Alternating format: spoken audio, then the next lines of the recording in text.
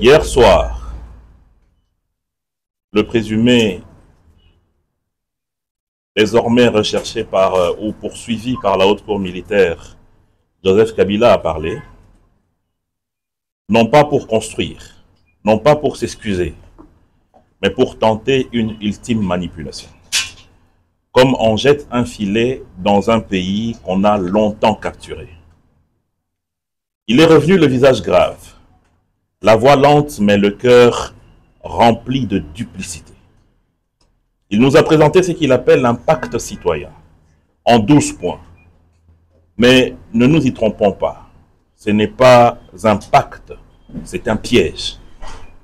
Ce n'est pas un programme, c'est de l'offensive politique, déguisée après son échec.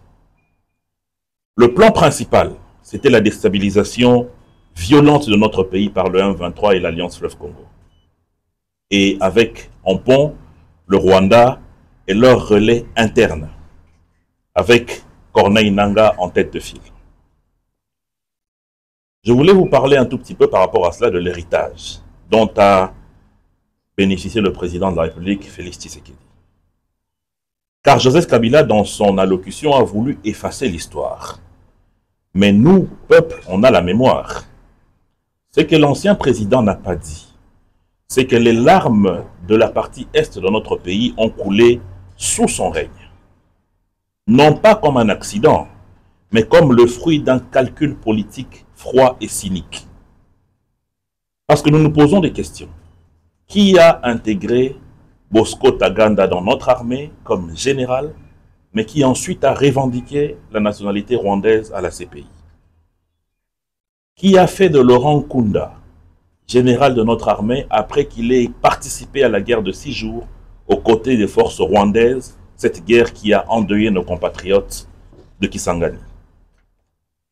Qui a permis à Sultani Makenga de redevenir en force militaire grâce à un accord de paix fictif?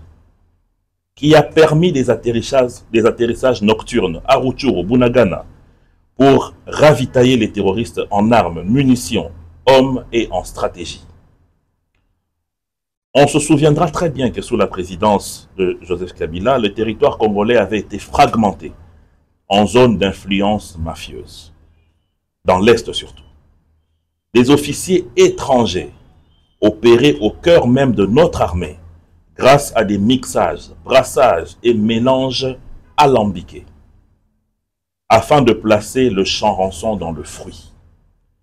Et grâce à cette alchimie, l'Est du Congo est devenu un désert diplomatique et un abattoir silencieux. Et aujourd'hui, il ose se présenter en sauveur.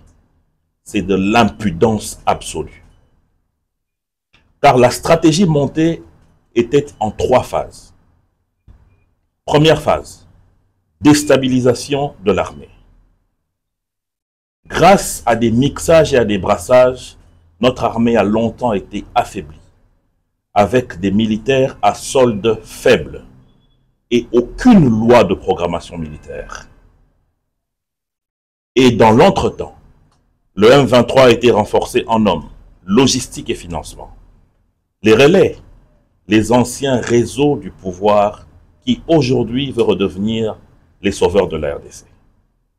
L'objectif était simple, prendre Goma, Bukavu, ensuite Kisangani et le Haut-Katanga. S'aimer le chaos et forcer l'État à s'agenouiller. Comme ça n'a pas marché, il fallait la phase 2. Mener une guerre psychologique. Attaque médiatique. Désinformation. Démoralisation des troupes. Faire croire en l'échec de l'État. Amplifier les défaites de notre armée. Saper la confiance populaire. Attiser le séparatisme et le tribalisme. En instigant que certaines tribus ou certaines ethnies de notre pays étaient stigmatisées sur le pouvoir de Félix Tshisekedi.